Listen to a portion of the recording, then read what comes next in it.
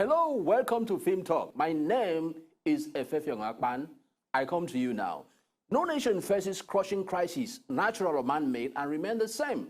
When the Caribbean nation of Haiti was hit by a 35-second earthquake in 2013, it lost about 300,000 lives and about 1.5 million citizens went homeless. Amidst threats of cholera, its cultural identity, credibility, and dignity were greatly affected. Many proud cultural ambassadors, home and abroad, and friends across the world have helped the building of Haiti. Scared of the destruction of its own rich African-originated cultural spirituality, they have not rested till today.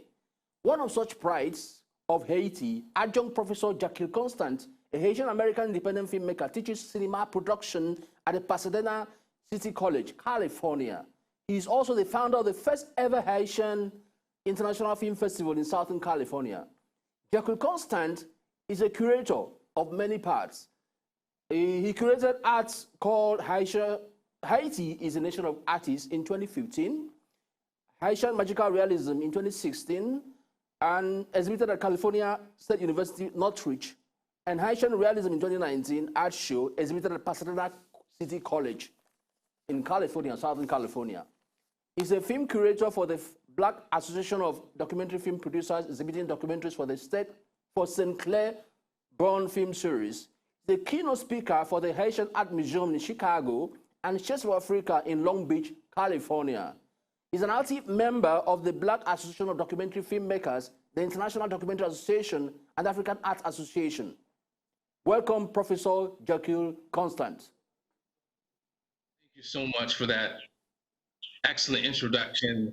And, you know, I guess till you hear that you realize all the work that you have been doing, but thanks for having me on your show, Wasoba TV in Lagos, in Nigeria, and, you know, I'm waiting.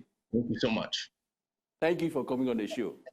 The first thing we're going to do is to watch your promo or documentary, a clip called Haiti, a Nation of Artists. And before we do that, let me just say that Constant has just come back from burying his mom in Haiti. He went over from California to Haiti, and according to him, he enjoyed the funeral procession, which is very typical of Africa. You know, in Africa, we do funeral procession. Some people do funerals up to 40 days. But let's watch the promo, Haiti, a Nation of Artists.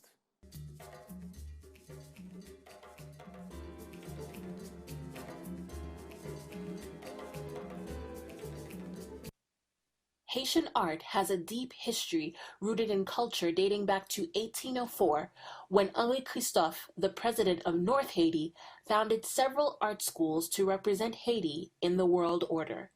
In the 1940s, an American art teacher, DeWitt Peters, established an art school in Haiti called Centre d'Art, which led to an art explosion, creating many Haitian artists, including two Haitian masters, Philomé Aubin and Hector Hippolyte. Aubin was known for his historical images of Haitian society, while Hippolyte became a world-renowned artist known for the mysticism and surrealism in his paintings. This rich tradition of Haitian art continues today, from the art galleries to the street artists that can be found making bricolage art with everyday materials. That's the million-dollar question. Everybody wants to know, why is there so much art production in the world? Why is there an artist born every day in Haiti? Why is Haiti a nation of artists? Maybe we're just born that way.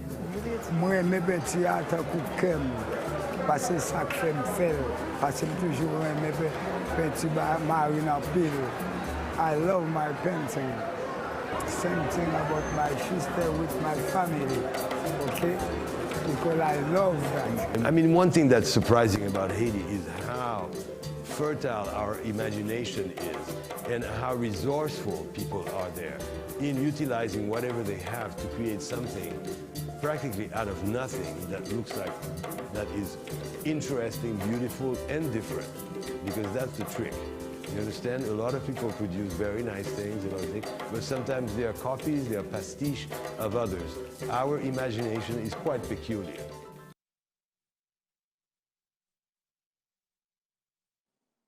Yeah, that was a Jacquil Constant production. Like I said before, if you look in the painting, you will see paintings of boats. That's to remind us of the fact that Haiti is an island. Haiti, being an island, fought for its independence from enslavers in the days gone by, when transatlantic slave was, very strong. But Professor, can you give us an insight into the history of Haiti since the era of transatlantic slave trade? I would say there was like a lot of Africans were taken to Haiti.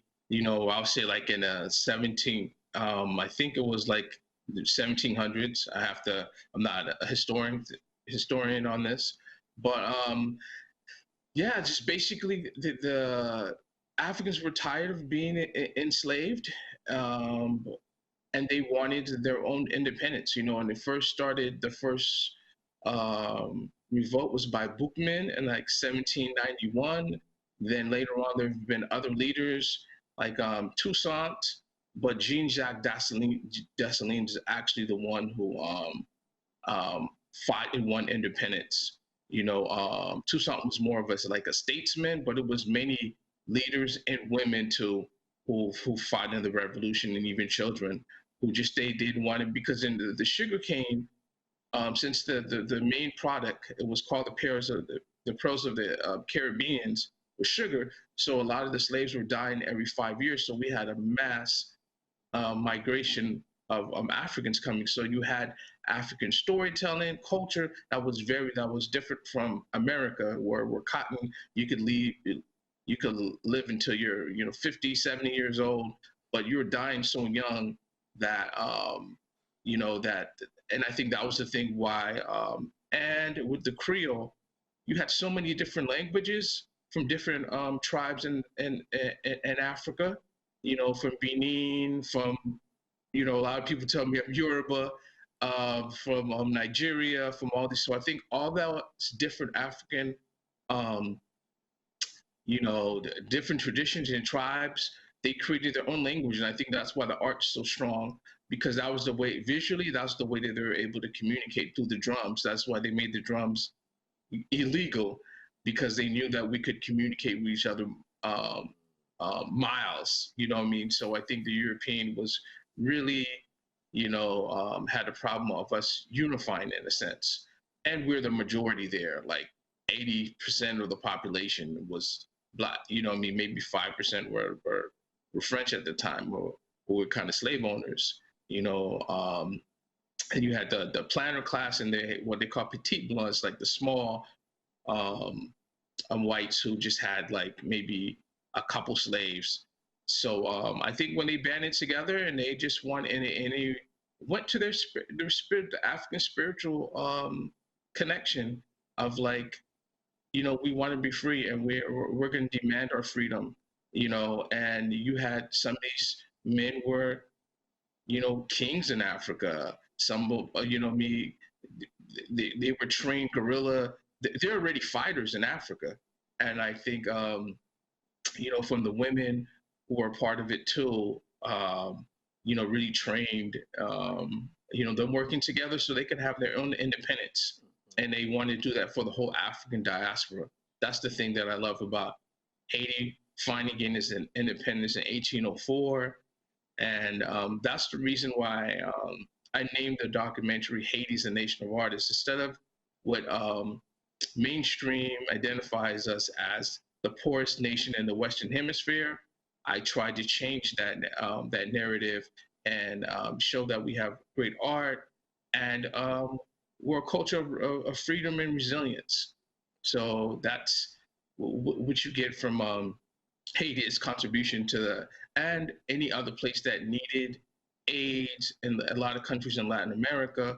We helped them get independence too. Either we gave them arms, grease, Israel were one of the last votes for them to become an independent state. So whenever there's problem with independence, and even, in our homeland in Africa too, we wanted to make sure it was independent. We didn't want, since Haiti experienced such extreme slavery, they didn't want anybody to experience that. Yeah, and the saddest thing, some of them were, cooked in hot sugar syrup.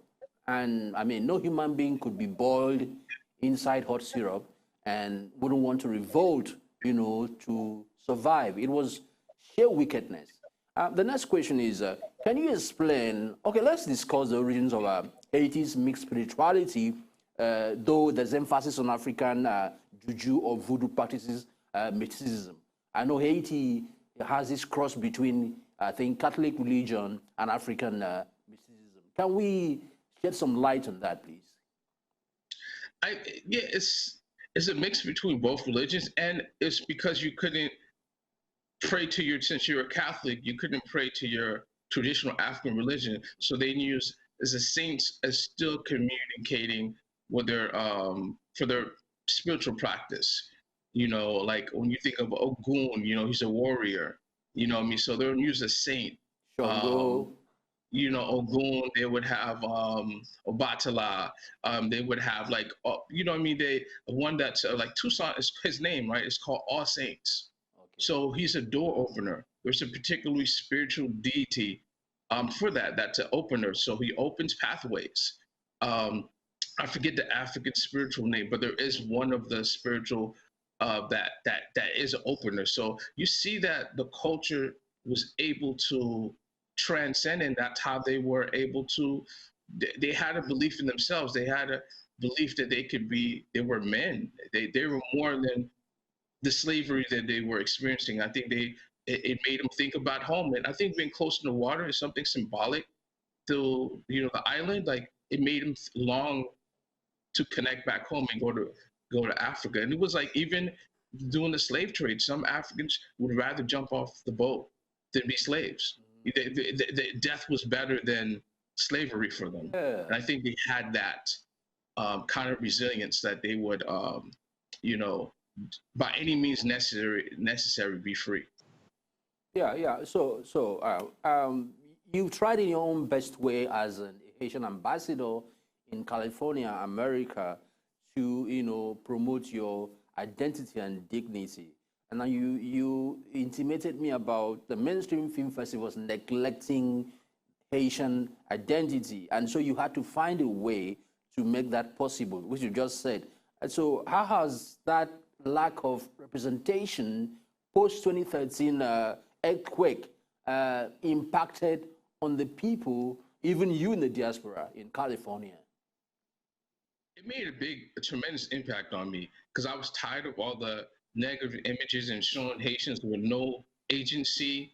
You just saw the poverty, and you just saw that they just had aid. I appreciate all the aid that we got from the West, but I want to show there were Haitians who were helping to rebuild the society. And me being Haitian American and having a proud Haitian mother, I wanted to show the side that I knew about the culture.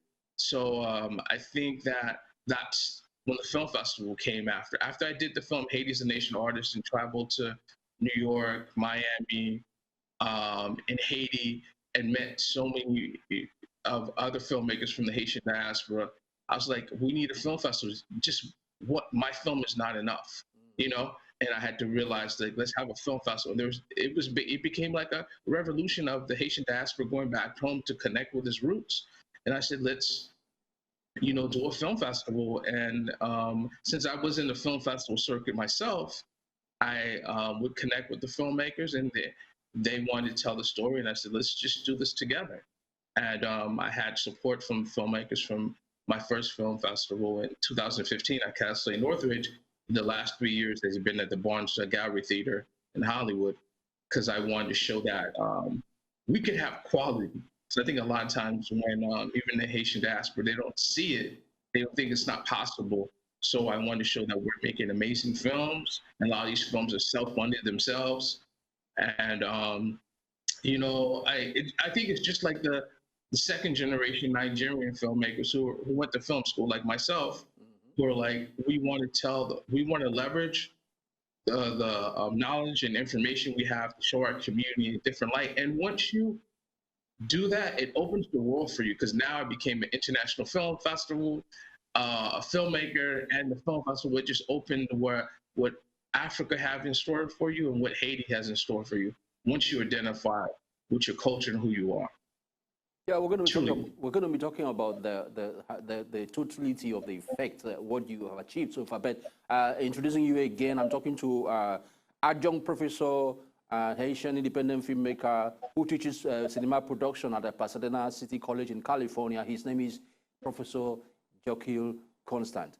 Now to the next question. Let's play out the promo for the 5th Annual Film Festival and Virtual Film Festival that you actually held, I think, very recently, if I'm correct.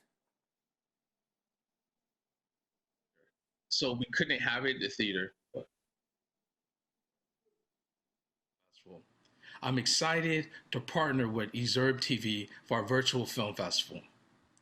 This is an innovative company that supports independent cinema and film festivals. So catch the Haiti International Film Festival August 15th and August 16th on Ezurb TV. See you online at the festival. That's a good definitive statement.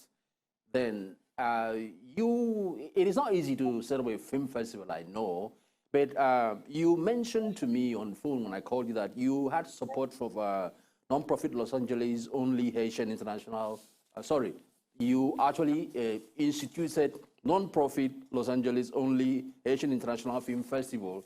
And so pursuant to creating a positive narrative of the Haitian culture through film and art, then how difficult was it for you to convince people, because you said you convinced people, your diaspora colleagues at the film festival, your own film festival you organized, or the one you attended, how difficult was it for you to actually convince people? Because, I mean, it's not easy when you have, I'm sorry to say, when you have some sort of image that, no, you are nobody, you couldn't do anything, you come from a nation that is so poor, the poorest in the Western Hemisphere. How difficult was it for you to be able to, organize this thing and move forward? I think really it was the storytelling, telling people a different image of Haiti, and me being Haitian American. And I think it's the way that I presented the idea, we're showing a different side that you don't usually get to see, that's not with the mainstream. And I think that's what people really gravitated towards. And when they saw the films, they saw the trailers, and that was my passion. It's been my passion to show a different image of Haiti, and like every culture does, the Latino, the Asian Film Festival, the Japanese Film Festival. I just felt like we should be the curators and tell our side of the story. So the longest time, outsiders are telling our stories, and they don't have the background, they don't really understand the culture. So I think I wanted to, and I was a Pan-African Studies major. So I knew I studied Black culture and Haitian culture. So that's what I was showing. I was showing a different narrative of Haiti. And I think people really gravitated. And when I do the Haitian, I curate Haitian art shows, same thing happened. Like, I've never seen Haiti like this. I've never seen, that you have great artists and storytellers. And I think once you do that, you're changing the discussion and the narrative. Just like, you have to do the research. I'm not gonna lie. But I think it's very liberating when people see a different side, an authentic side of Haitian culture. So that was my way of talking. And then I did fellowships. I really learned how to talk to like government officials, and you have to have a nonprofit to get public money. So from having 501c3, that's how I was able to get money from the Hollywood Chamber of Commerce, from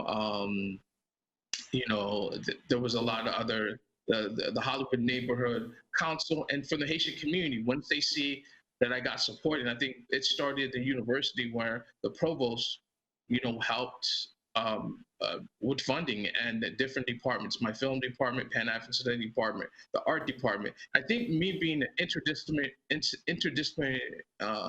studies major of learning different, I say different majors, it helped me a lot. You know, from art to Pan African Studies to film, helped me to like understand how to tell the stories. You know, how it's going to work. For how can I convey the story to an art person? You know, that's more about like government. You know, film. It's more about, you know, just telling, having your pitch together. Pan African Studies, getting the history right. You know, so I think having all that together really helped me. Like I had a good package. I had a good story. Yeah, and that's quite different from what we had in Nigeria when Nollywood was starting off. Nollywood was principally and, you know, clearly a commercial venture that came out of the market situation in Lagos Island, on Lagos Island, beyond where I am now. There we had Igbo traders. I don't know if you know them. They sold CDs, DVDs. They imported, you know, Virgin VCDs and DVDs from, I think, South Korea or Taiwan. So they were looking for a way to sell off their commodity. So they said, look, inventiveness came in. Let's just, you know, box these things with drama and sell. And then it happened that immediately they were able to call one or two people, I mean, campus students, and said, let's do some drama. They recorded and started selling. That was how Nollywood started. But then, let me ask you, in comparing clear African origins of the Haitian people in terms of filmmaking and culture, would you mentioned Shango, mentioned Ogun, if you want to consider the themes that go into the stories that you made in your films and maybe other people also made, is there a meeting point between what you do there and what we do here back in Nigeria? I think yes, definitely.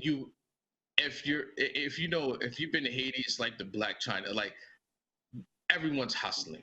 And like when I went to Burkina Faso in 2003 and just seeing everybody in the marketplace just selling African arts, and that's how Haiti is. Like it sells its art. Like this is a art that I got in that behind me, the sailboats in Haiti. So I think seeing that entrepreneur driven, and I got that from my mom. My mom was an entrepreneur. She was a psychic.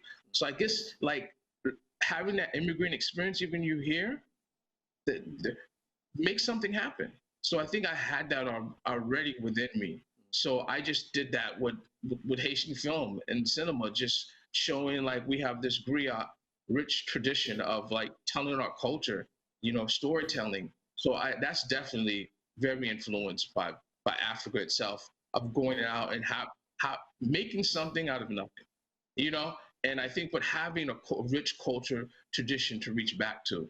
So I think that really helped me, because I saw like where people tell me, oh, you can't make any money. You know what I mean? Even when I was I was in grad school, I made $700 one day. You know what I mean? When I showed like 3 of my short films, but I got all my friends to come out, and some people had events, and event buy was free. I had them for $20 a ticket. I guess that was like the hate. Like if we do events, we don't get sponsored. Later on, I got sponsors, but in the beginning, it was really my community who came out. They're like, "Can you make your community come out?" 50 people came out. You know what I mean? And from then, that opened my mind and like, oh, okay, I do have a community. And even that's what the art department and the film department, how many people are going to show up? And when they showed up, it was like, okay, I have something, you know, and they're ready for the next year. Then it just grown, and hundreds of people have been supporting me now. And now we got Jimmy John Louis.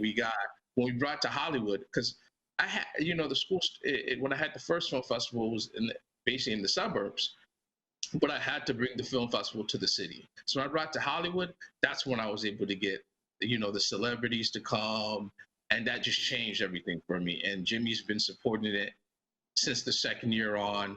And, you know, we had Jaimin this year. Come on, from Blood Diamonds. Amistad. I remember I used to like, he did this film on voodoo, but from, a son of Benin's perspective. It's like me, it was like, that was amazing just to see that. I remember I saw this film, The Pan-African, 400 seats, full house, and I was like, whoa, there's people who believe in Ifa out here. I was like, I didn't see that, but since Jaime did this film, you see things like, I've been in LA for 30 years, but Jaime went and did a film about what he thought about the voodoo religion. Like it's like it's almost for him, it's a way of finding yourself and showing it in a non-stereotypical way. And because I saw a lot of exhibits they would have on Haitians, and a lot of the stuff was made up by Hollywood. Their theaters, it just showed that we stick pins and dolls. That's not our culture. That's something the West has created. And I guess when you find out, I think there was this film it was called Zombie. That was like the first horror film. And it was made in Universal back a lot. I found out in grad school. I said, okay, so I don't have to adhere to any of this. And I met Raoul Peck. He was a keynote speaker, another Haitian filmmaker. And he was brought up in the Congo. So he was like, a lot of the stuff that we see about Black culture by mainstream, we didn't create it. So take that weight off yourself. Just create and be your authentic self. And when I heard that, it was a lot of energy, or was taken off, a lot of weight was taken off my shoulders by him saying that, And I think, it's important for us to tell our own stories. It's good. It will liberate. Yeah. So the point is that, by bringing your originality to add to what they've been doing all these years, has created some sort of awareness about who you are and where you're heading to. You said you went to Burkina Faso, and you also had some affiliations. So considering your affiliations from Burkina Faso and your affiliations in California or Hollywood itself, what benefits did you have from such affiliations like the one you had with Hollywood Central Neighborhood Council, Center of Culture, Innovation, among outreach partners like the Pan-African Film Festival, Black Association of Documentary Filmmakers West, and the African Arts Association? What benefits do you really, really garner from all these efforts you've done? I think because since I support these organizations, and I went with the Pan-African Film Festival, I went to Burkina Faso. So, and just seeing what Thomas Sakara, what he created, and having this film festival, and it's like the biggest film festival in Africa, that let me know that you could see excellent films from the African diaspora. I saw filmmakers from Nigeria, from America, from the French, the Anglophone. So I guess seeing that as a young filmmaker at 25 years old, let me know there was no limits. That really opened my mind that I could do something cultural, like, that's when I did some PSAs when I came back on HIV awareness. I saw a lot of it when I was in Africa. So I think it just opened my mind where when somebody was trying to put me in a box, I refused to be in a box because I already seen great. I saw all these great African filmmakers that I studied when I was in grad school, so I think that made a big impact on me while especially from the Anglophone and I say the Francophone films like Ousmane Sembini and all those type of guys who made films on motorcycles. They had to ship them to France because they didn't have laboratories at that time. But with the digital revolution, you don't have to send your film to a lab. You can shoot it and get it on your laptop and put your film out there. So that's why I think you've seen more stories coming from the African diaspora now, because now we have the technology to tell our own stories and get it out online to the world now. So I think that's been a big help and a big impact. Yeah, as technology actually democratizes filmmaking, Africans are beginning to make, even individuals are making movies now that are going around the world. Netflix is signing on Nigerian, movies, originalities, So let's watch the next play out clip the Caribbean cultural innovator. You are really an innovator because you've moved from not being known to being known, and you're still being driven by the passion to represent your country. So let's watch the next. Haiti is a nation of artists. This award recipient has dedicated his life to using cinema as a medium through which the world experiences Haiti.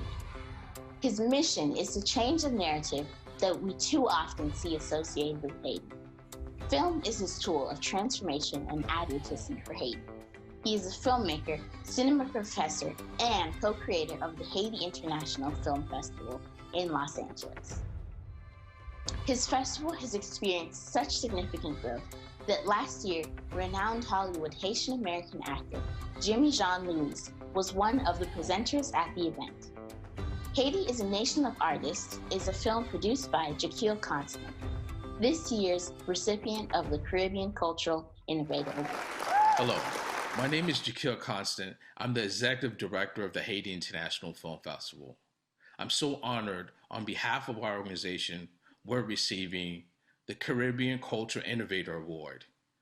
Thank you, MyKey TV, for this prestigious award. I would like to thank the Haitian community and our board to help our organization grow. Thank you so much. And if you want more information about our organization, go on HaitiInternationalFilmFestival.org. Congratulations, Professor Jacquil Constant, an innovator indeed. Yeah. Okay, so yeah, you've dignified your nation. You've dignified Africa. Let me put it that way too. You have been able to create identity that is pushing on, you know, your vision and mission to remove that stain that Haiti is not a nation. So you've actually said Haiti is a nation of people, an African nation. Let me put it that way too. So just to introduce you again, I'm talking to Adjunct Professor of Film Studies from California, right away from California, who is an innovator, like you just said, a visionary, a missionary who is out to make his country, you know, look good before the world. Now, you did the 5th Annual Film Festival, which was the virtual film festival, and the situation amidst COVID-19. In that climate, in that weather, how did that position you as a value-motivated filmmaker and generally for your country, Haiti? I mean, it was tremendous of having, like, I knew all I could do was give the community value. You know what I mean? Like having a producers panel, you know, of like Haitian professionals that work in the industry from, you know, creative arts agency. You know, we had Janae Desiree, we had, you know, Dominique Telson, you know, she's the producer who works on films that are like $1 to $2 million, you know, and have 3 Haitian women on the panels together. You know, because I want to show excellence, because a lot of times people just hear about the poverty. You know, I want to show Gene Ellie, who's on, he's on a hit show on Insecure on HBO. You know, he's up for an Emmy. You know, they had another Haitian filmmaker who's a director and producer, Michelle Stevenson. She's a renowned documentary filmmaker, and show the Haitian creatives to show. Because I think the year before, people like, it was great seeing the, you know, all the celebrities, but we want to know how can we, as emerging filmmakers, find a pathway. So that's why I had these 2 panels, and it was phenomenal. And we had Bishore Selvin, who's an actor, Haitian American actor, and he was, well, you know, our host. So I just want to show, because I think a lot of times with the Caribbean African diaspora, you see us as individuals doing well, because, you know, our families really push us to get an education, to, you know, help to give money back home. But I wanted to show, like, we have a community here, Jimmy John Louise, Jaimin, you know, you can name it. And all these, we had 2 film blocks. One was the Haitian diaspora, you know, and their experience here. Then the Haitian diaspora actually went back to Haiti, or they went they went to Africa. One of the filmmakers went to Benin. His dad was a preacher, and he wanted to find out about the voodoo religion because he went there to shoot a film about Toussaint. But when he got there, he was like, "This is not the story. The story is about, you know, voodoo in Benin and this connection to Haiti." And he goes, "Why do I have this very Eurocentric view?" You know, because his dad was a preacher. Then when he got there, he goes, "No, this is not evil. You know, this is who I am. This is my culture." So I think it's just shattered a lot, even the myths that Africans and Haitians have of themselves. They weren't able to practice, you know, their culture, religion. That's why they, you know what I mean, the temples are not like somewhere, you know what I mean, they're like, you have churches everywhere, right?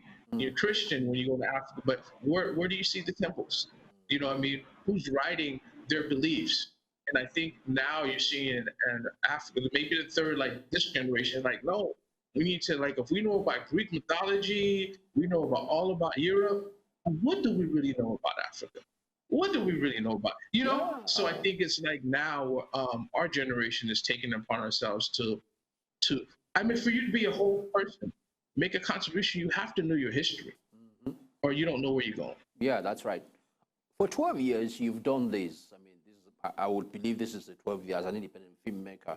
And I want you to leak your trade secrets. What is it like working for major networks like MTV, BET, and VHI in terms of your production, post-production, and casting of reality television shows, which you actually did for them? What is it like? If I am back in Nigeria, I mean, if I want to experience, make some dollars, how do I do that? I think it's really having the research. What I'm really good at, I do the research of the CEO, everybody that they work with, and they find out what is the mission of the organization. Then when I go in the interview, I talk about that. I talk about the shows that they have.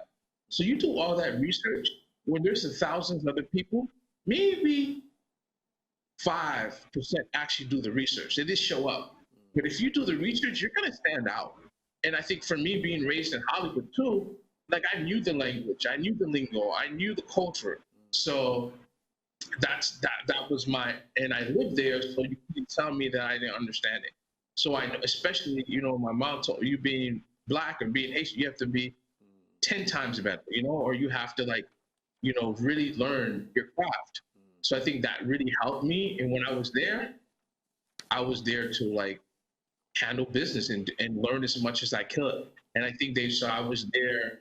They called me. If you called me today and I needed to be somewhere, I was there. And they were like, "Whoa, this guy doesn't like," and I think that's what helps me even as a professor, adjunct. They call me and they're like, "Oh, we need you to teach a new class in 2 days." I'll show up and I'll study and I'll do it. So you have to be very driven. I had friends that would call to work and they didn't want to do it. They're like, "Oh, I'm ready next week with a job to start tomorrow at 6 a.m. And you want to wait 2 weeks. And that's just not how the industry works. The industry is very fast-paced, it's cutthroat, but you get to learn, like I got to learn a lot of that stuff that I learned on somebody else's dime, because I did the Tom Bradley, working on the Tom Bradley documentary, but it was the same thing. I told my story. I said, this is a transformational leader. I was raised in Los Angeles, and they were looking for somebody who was raised in Los Angeles. Yeah. And somebody that was Black, and I was able to relay that experience. You're going to have to be able to understand their story, find a way to integrate yourself in there. I'll say that's the thing too, that you'll win people over. No doubt this has impacted you professionally, but then you were recently, in Haiti. My condolences again about your mother's passing. What's the level of filmmaking skills or expertise in Haiti itself, on the island itself? Are people willing to learn? Do they have the necessary skills to do movies right there in Haiti?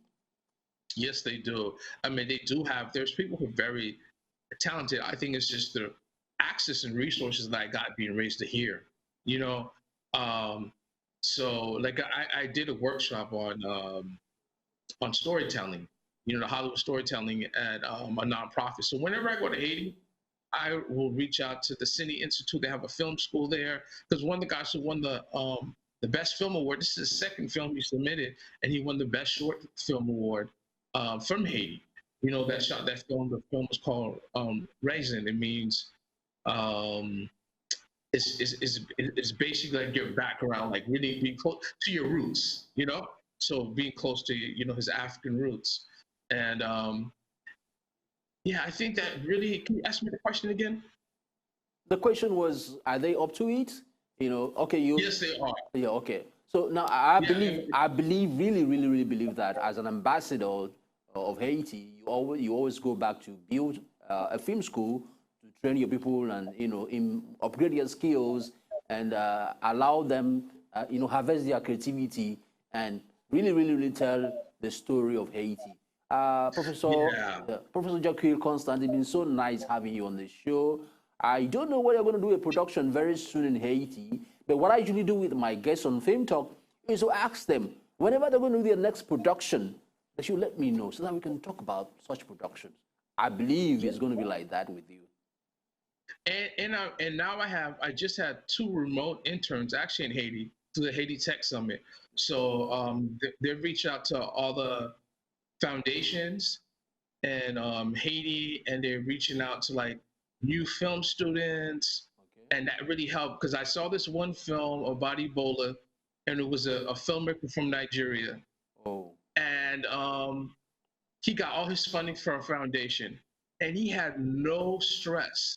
Most filmmakers, after they put their film, I said, I want to be like that. So I said, I need to start reaching out to the foundations. Not like I had this conversation, but I've never seen a filmmaker after he made I think it was a multi-million-dollar film. And I was like, whoa, I want to be in that position where I'm connecting. Because basically, when you can connecting with foundation and multi-level like corporations, and that can happen. You just have to raise your, not just small business, now you're doing international business. So you got to raise your proposal on that level. So that's what I'm looking for this year, where we're going to expand the film festival, not only, that we have in Los Angeles, we're going to have it in Haiti, hopefully COVID or virtual, like I already have an idea for Constant University, doing online to teach, if there's filmmakers in Haiti, and I have like people that I know in Nigeria who hit me up, and I said, like, me just teaching my class just at Pasadena, I'm limited to only 20 or 30 students. So I want to have a place where Haiti and African diaspora, I can teach them about cinema, have them write scripts. And I think this virtual thing has opened a new window through education and what we're doing now. Yeah. We're in Nigeria, like before COVID, I don't think all these things were possible. So I think if you're creative, you could touch the diaspora. Like our one of our filmmakers who won this year, she was in Burkina Faso. We got her from France, and she did an excellent film. But we had this Q&A on Zoom, and it was just like, it took a couple of days because, electricity and, just connection, but we did it, and I think it's just like now we have a direct communication. There's no middlemen anymore. Yeah, that's right. If we look for it, like me and you be able to communicate, I think those are the models. That's why I looked at like, how is Nollywood doing so well? Because a lot of them were selling art. Then they would take that money, that $3,000-$4,000, to put into the films, and they became their own distributor. And that's the goal for this year, is for the film festival to be